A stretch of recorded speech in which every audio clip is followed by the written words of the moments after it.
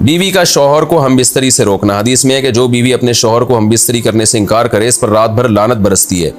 इस हदीस की वजाहत फरमा दें।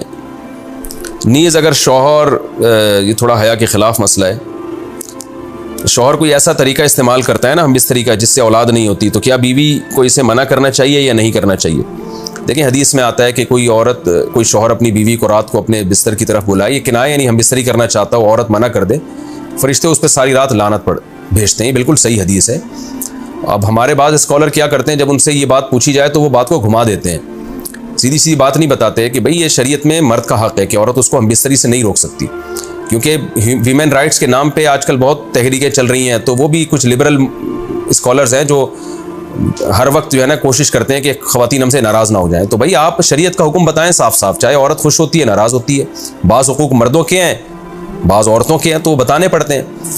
तो इसी तरह औरत का भी हक, मर्द का भी हक़ ये है कि औरत, अगर मर्द उसको हम बिस्तरी के लिए बुलाता है तो औरत इस्लाम में मना नहीं कर सकती, उसके लिए गुनाह है। हाँ बीमार हो तो एक अलग बात है, बुखार है उसको, कोई वाकई बीमारी हो तो फिर एक अलग बात है। नॉर्मली उसको इजाज़त नहीं है कि वो शौहर को मना कर दे, बल्कि इसमें हदीस में बहुत सख्त ताकीद है। आप सल्लल्लाहु अलैहि वसल्लम की एक हदीस में यहाँ तक फरमाया कि औरत अगर यानी चूल्हे पे हो, रोटी पका रही हो, इस तरह की हदीस का मफहूम है, यानी बहुत बिजी भी हो तो भी उसको अपने काम को छोड़कर शौहर की ख्वाहिश को पूरा करना पड़ेगा।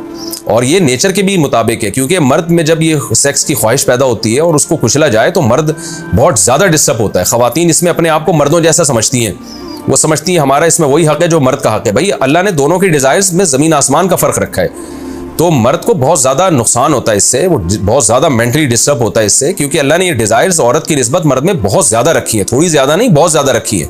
तो मेडिकली ये बात साबित हो चुकी है। तो दूसरा, एक तो मेंटली बहुत ज़्यादा डिस्टर्ब होता है वो, दूसरी बात ये कि फिर उसके गुनाह की तरफ तवज्जो जाएगी, वो हराम कामों की तरफ जाएगा। तो इसलिए औरत को इस बारे में मर्द का साथ देना चाहिए। यहाँ फ़ौरन बाज़ ख़वातीन ये सवाल पूछती हैं कि अच्छा अगर औरत के दिल में ख्वाहिश हो और मर्द वो ख्वाहिश पूरी ना करे तो क्या मर्द पे भी लानत होती है? तो उसका सीधा सीधा जवाब ये कि नहीं, मर्द पे लानत नहीं होती। उसकी वजह यह है, दो और दो चार की तरह मैं साफ बात करूंगा। वजह उसकी यह है कि औरत के लिए मर्द की इस ख्वाहिश को पूरा करने में औरत की कोई एनर्जी नहीं इस्तेमाल हो रही, जबकि अगर मर्द का मूड ना हो और औरत का मूड हो तो फिर मर्द अपने आप को प्रिपेयर नहीं कर सकता, इसके लिए बहुत तकल्लुफ़ करना पड़ेगा उसको। अखलाकी तौर पर तो ठीक है, मर्द को यही हुक्म दिया जाएगा कि ज़ौजा की ख्वाहिश को पूरा करे, लेकिन उस पर शरीयत ने लाजिम नहीं किया है, क्योंकि एक चीज़ मर्द के इख्तियार में नहीं है तो लाजिम कैसे हो सकती है? यानी एक आदमी का वो जहनी तौर पर तैयार ही नहीं है उसके लिए, तो मर्द के लिए तो जब तक जहनी तौर पर तैयार ना हो ये अमल कर नहीं सकता, जबकि औरत कर सकती है। तो एनर्जी जो इस्तेमाल होती है ना इसमें बहुत ज़्यादा, वो तो मर्द की एनर्जी यूज़ होती है। तो शरीयत उसको कैसे पाबंद बना सकती है कि उसके जहनी तौर पर वो मेंटली तैयार से यानी एक अमल कर सकता है? तो ये जुल्म होता है उसके ऊपर कि वो मेंटली तैयार नहीं है और उसको शरीयत कहे कि अगर बीवी आपसे मुतालबा कर रही है और आप मुतालबा पूरा नहीं करोगे तो आप पर लानत होगी। तो वो उस लानत से बचने के लिए अपने आप को मेंटली कैसे तैयार करेगा? बाज़ दफ़ा तैयार कर लेता है, बाज़ दफ़ा नहीं हो पाता। इसका तो दिमाग से बहुत गहरा ताल्लुक है। तो इसलिए मर्द के लिए तो शरीयत ने हुक्म यह किया है कि 4 महीने में कम से कम एक दफ़ा उस पर लाजिम है कि वो अपनी ज़ौजा की ख्वाहिश को पूरा करे। और वैसे जब ज़ौजा में ख्वाहिश हो तो अखलाकी तौर पर मर्द की जिम्मेदारी है कि वो अपनी ज़ौजा की ख्वाहिश को पूरा करे, लेकिन शरीयत ने उस पर वाजिब नहीं करार दिया, क्योंकि ये उसके इख्तियार से ऊपर की चीज़ हो जाएगी। बाकी औरत के लिए इख्तियार है उसको, हाँ बीमार है या मेंसेस हैं वो तो फिर तो एक वैसे ही मेंसेस में हम बिस्तरी जायज़ नहीं है। बाकी रहा ये मसला कि ख़वातीन फिर ये कहती हैं कि इस्लाम ने तो फिर मर्दों को बहुत ज़्यादा हुकूक दे दिए, तो ऐसा नहीं है। अगर ये हक़ इस्लाम ने मर्द को दिया है तो बहुत सारे हुकूक औरत को भी तो दिए है ना, बहुत सारे औरत को भी तो हुकूक दिए कि जो खुद पहनते हो, जैसा मयारी लिबास खुद पहनते हो अपनी बीवी को भी वैसे ही मयारी लिबास पहनाओ, जैसा मयारी खाना खुद खाते हो हदीस में आता है वैसा मयारी खाना बीवी को भी खिलाओ। तो ये भी तो औरत को भी तो हुकूक दिए। हमारी ख़वातीन जिस वेस्टर्न कल्चर को फॉलो कर रही हैं उस कल्चर में तो ये है कि औरत शौहर को हमबिस्तरी से रोक सकती है, शौहर बीवी को भी रोक सकता है, यानी शौहर भी मना कर सकता है, औरत भी मना कर सकती है। वहाँ दोनों के हुकूक सेम है, लेकिन फिर वो इतने सेम है कि फिर वहाँ मर्द के ज़िम्मे शौहर का औरत के ज़िम्मे यानी मर्द के ज़िम्मे औरत का नान नफ़क़ा भी नहीं है। तो फिर गैस बिजली के बिल भी औरत यानी मर्द के ज़िम्मे नहीं है। तो फिर ख़वातीन से लेना है ना वेस्टर्न कल्चर को, तो फिर पूरा लेना वहाँ से। तो फिर शौहर क्यों गैस बिजली का बिल जमा करा रहा है, बच्चों की स्कूल की फीसें शौहर क्यों दे रहा है, शौहर नानफ़ा क्यों दे रहा है? तो जब इस्लाम ने कुछ हुकूक औरत को दिए हैं तो कुछ शौहर को भी दिए हैं, तो इसी तरह से बैलेंस हमारी सोसाइटी में कायम होगा। तो इसलिए ख़वातीन को ये नहीं करना चाहिए, क्योंकि बहुत सी ऐसी शिकायतें आती हैं जिसमें मर्द बहुत ज़्यादा डिस्टर्ब होता है, फिर वो उनकी लड़ाइयाँ होती हैं, तलाक़ें होती हैं।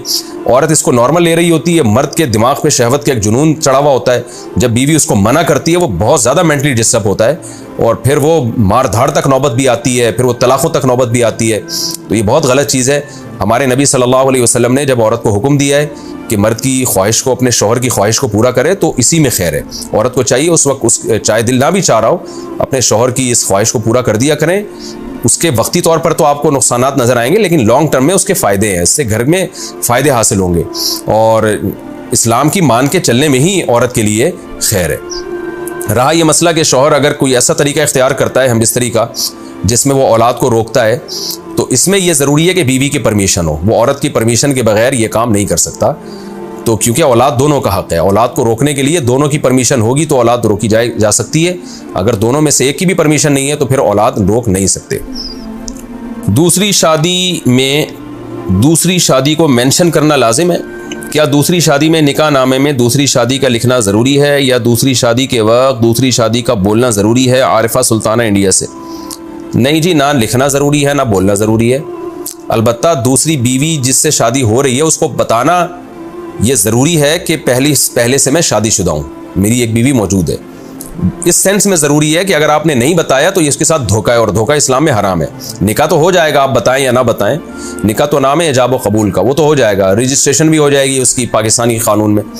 लेकिन उसमें अगर आपने दूसरी बीवी को नहीं बताया कि मेरी पहले से मौजूद है तो ये धोखा बहरहाल है और धोखे का गुनाह होगा। बाज़ लोग दूसरी शादी कर रहे होते हैं और उसको बता नहीं रहे होते कि मेरे निकाह में पहले से बीवी मौजूद है।